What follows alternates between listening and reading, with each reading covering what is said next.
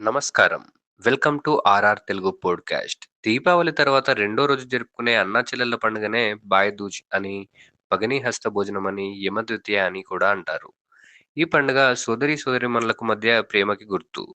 మరియు వారి మధ్య రక్షణ మరియు ఆప్యాయతని, బంధాన్ని బలోపేతం చేయడానికి జరుపుకుంటారు. సోదరీమణులు భోజనం పెడితే సోదరులు వారి జ్ఞాపకార్థం బహుమతులిస్తారు. భగిని అంటే తోబుట్టు అని, భాగ్యవంతురాలని అర్థం. సోదరి చేతి వంటలు తినడమే భగిని హస్త భోజనం. ఈ సాంప్రదాయానికి ఎంతో విశిష్టత ఉంది.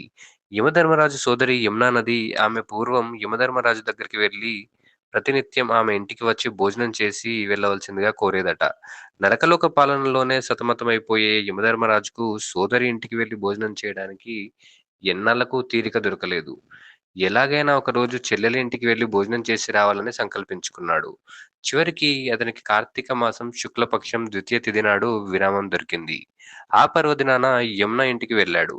ఎన్నాళ్ళో ఎదురు చూడగా అనుకోకుండా వచ్చి తన ప్రార్థనను మన్నించిన అన్నయ్యకు యమున షడ్రుచోపేతమైన విందు భోజనాన్ని వడ్డించింది. యముడు సోదరి భక్తితో చేసిన వంటల్ని చక్కగా ఆరగించాడు. ఆమె చేతి భోజనం అమృతాన్ని తాగినంత ఆనందం కలిగింది.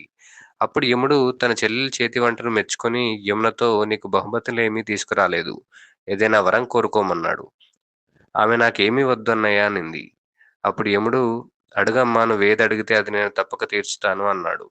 వారు దేవతలు కదా! వారు స్వార్థంగా ఏమీ కోరికలు అడగరు కానీ, యమునకు "నాకొక కోరిక ఉంది తీర్చమని" అడిగింది. అదేమిటంటే "అగ్రజ, నీవు ప్రతి సంవత్సరం ఇదే రోజున నా ఇంటికి వచ్చి నా చేతి వంటను తిని వెళ్ళాలి. అంతేగాక ప్రతి సంవత్సరం కార్తీక శుక్ల ద్వితీయ నాడు లోకంలో ఏ అన్నలు, చెల్లెళ్ళు వండిన భోజనం చేస్తారో అలాంటి వాళ్లకు నరక బాధ ఉండరాదు. వాళ్ళకి అపమృత దోషం కలగకుండా వరమిమ్మని" కోరింది. యముడు తథాస్తు అన్నాడు. నాటి నుండి ఈ వేడుక యమద్వితీయ అని, మాతృద్వితీయ అని ప్రసిద్ధిలోకి వచ్చింది. భగినీ హస్త భోజనం అనేది అనాదిగా వస్తున్న సాంప్రదాయం, ఆచారం. ఇందులో మానవ జీవ విశేషాలు, పరమార్థాలు ఇమిడి ఉన్నాయి. మనిషి కుటుంబ జీవి కనుక కుటుంబాన్ని విడిచి క్షణం కూడా జీవించలేడు. కుటుంబంలో ముఖ్యులు తల్లిదండ్రులు. వాళ్ళు సంతానాన్ని కని, పెంచి, పోషించి, పెద్ద చేసి, విద్యాబుద్ధులను ప్రసాదించి, తమ సంతానానికి కుటుంబాల్ని సంపాదించి పెడతారు. మనిషికి తల్లిదండ్రుల తర్వాత ఆత్మీయులైన వాళ్ళు తోబుట్టువులైన అన్నా చెల్లెళ్ళు, అక్కా తమ్ముళ్ళే కదా! తల్లిదండ్రులు వయస్సులో పెద్దవాళ్ళు గనక తమ సమకాలీకులైన తోబుట్టువులు తమతో జీవితాంతం బతికే అవకాశం ఉంది. అందువల్ల అక్కలు, అన్నలు, తమ్ముళ్ళు, చెల్లెళ్ళు కనీసం ఏడాదికొక్కసారైనా కలిసి భోజనం చేస్తే ఆత్మీయతలు నిలుస్తాయి.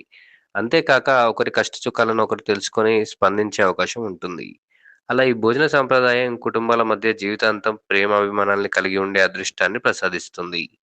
బతుకు తెరువు కోసం దూరాలకు వెళ్లకుండా ఉండిన ప్రాచీన కాలపు సాంప్రదాయం, ఆచారం కొనసాగింది. ఇక ఆధునిక కాలంలో ఉపాధి కోసం రాష్ట్రాలను, దేశాలను, ఖండాలను కూడా దాటిపోవాల్సిన పరిస్థితి ఏర్పడింది. ఏడాదికొక్కసారి కాదు కదా! కనీసం 2, 3 ఏళ్లకొకసారి కూడా కలవలేని దుస్థితి. లో ఆత్మీయులు ఇలాంటి దుస్థితిలో ఆత్మీయతలు ఎలా నిలుస్తాయి? కనుక ఎప్పుడో ఒకప్పుడు కలిసినా కూడా ఆచారాన్ని పాటించి అన్నదమ్ములు, అక్క చెల్లెళ్ళు ఇళ్ళలకు వెళ్లి వాళ్ళ చేతి వంటను భుజించి వారికి ధన, కనక, వస్తు, వాహనాలను యథాశక్తిగా సమర్పించుకుంటే ఆత్మీయ బంధాలు వర్ధిల్లుతాయి.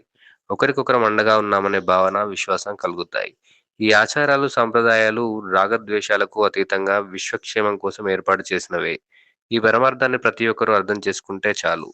పర్వదినంలోని మహిమ బోధపడుతుంది. ఈ సాంప్రదాయమైన, ఆచారమైన మానవాళి మధ్య సద్భావనలను పెంపొందింపజేసి, స్నేహాన్ని, ఆత్మీయతను, ప్రేమను శాశ్వతంగా నిలపడం కోసమే. సబ్స్క్రైబ్ చేసుకోండి ఆర్ఆర్ తెలుగు పోడ్‌కాస్ట్.